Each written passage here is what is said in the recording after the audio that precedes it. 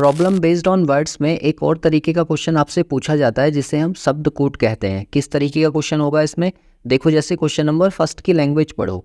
इसमें कहा है कि एक निश्चित कूट में सेब को नाशपाती, नाशपाती को संतरा, संतरे को अमरूद तथा अमरूद को खरबूज कहा जाता है।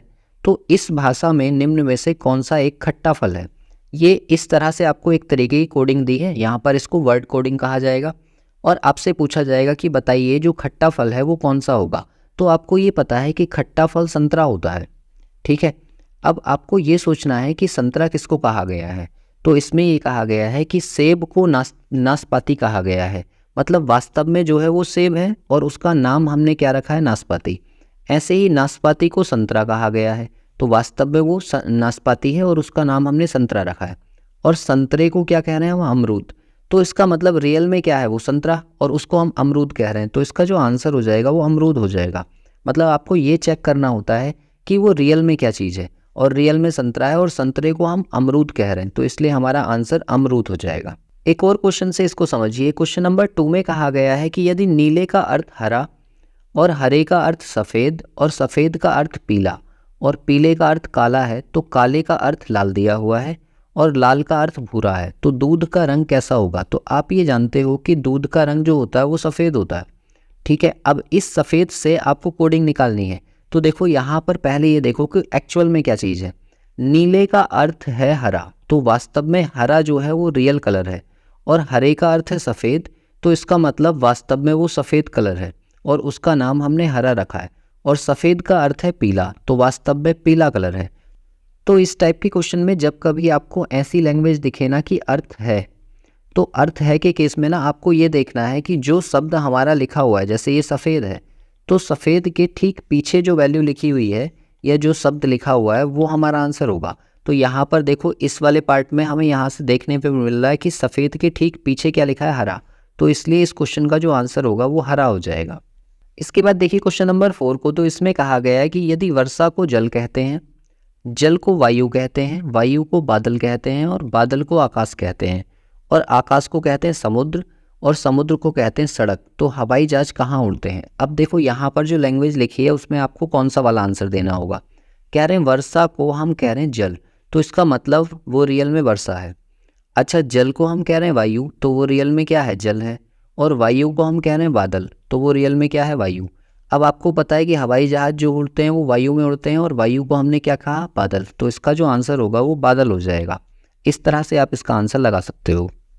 इसके बाद देखिए एक और क्वेश्चन, क्वेश्चन नंबर 5। इसमें कहा गया है कि यदि पानी को भोजन कहा जाए और भोजन को वृक्ष कहा जाए, वृक्ष को आकाश कहा जाए और आकाश को दीवार कहा जाए, तो आपसे पूछ रहे हैं कि किस पर फल लगेंगे। तो फल किस पर लगते हैं भाई? आपको पता है कि वो वृक्ष पर लगेंगे।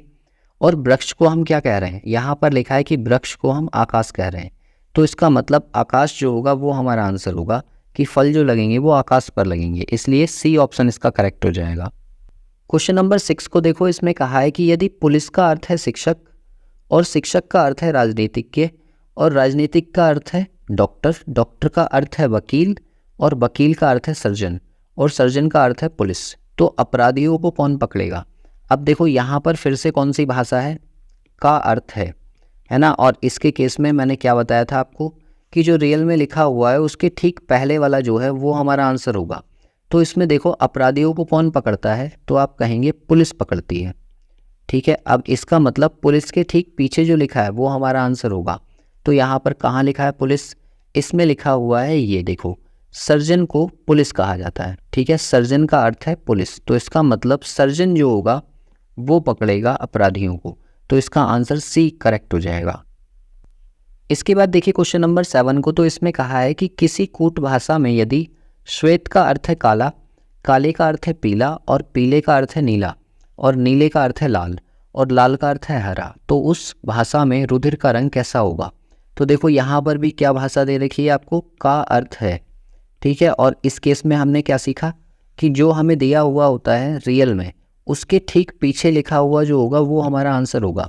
तो रक्त यानी कि रुधिर का रंग जो होता है वो कैसा होता है? लाल।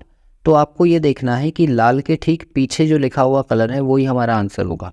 और ये कहाँ पर लिखा हुआ है? देखो, नीले का अर्थ है लाल, इस वाले सेंटेंस में यहाँ पर नीला लिखा है, तो इसका मतलब सी ऑप्शन जो होगा इसका करेक्ट हो जाएगा।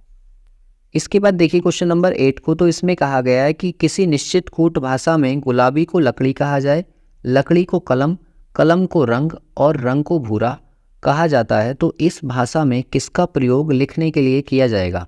तो आप ये जानते हो कि लिखने के लिए तो हम कलम का उपयोग करते हैं, और कलम को क्या कह रहे हैं यहाँ पर, रंग, तो इसका मतलब हम रंग से लिखेंगे। सी ऑप्शन जो होगा इसका करेक्ट हो जाएगा।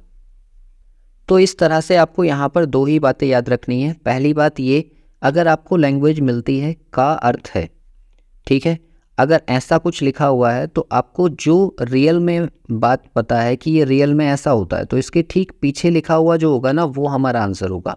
और इस वाली लैंग्वेज को छोड़कर बाकी और कुछ भी आ जाए, जैसे मतलब को कहा जाए, ऐसे आ जाए, कहा जाए, ठीक है, या इससे अलग कुछ और आता है, तो आपको क्या करना है, जो रियल में लिखा हुआ है उससे ठीक आगे इधर साइड में जो लिखा होगा वो हमारा आंसर होगा।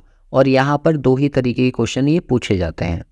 इस तरह से शब्दों पर आधारित जो रीजनिंग है उसमें ये 4 ही चैप्टर्स आते हैं, जहाँ पर मैंने चारों चैप्टर्स आपको 1 बाय 1 करा दिए हैं। बाकी आप इनकी प्रैक्टिस के लिए प्रीवियस ईयर के क्वेश्चन पेपर्स को उठाइए और वहाँ से क्वेश्चंस की प्रैक्टिस कीजिए।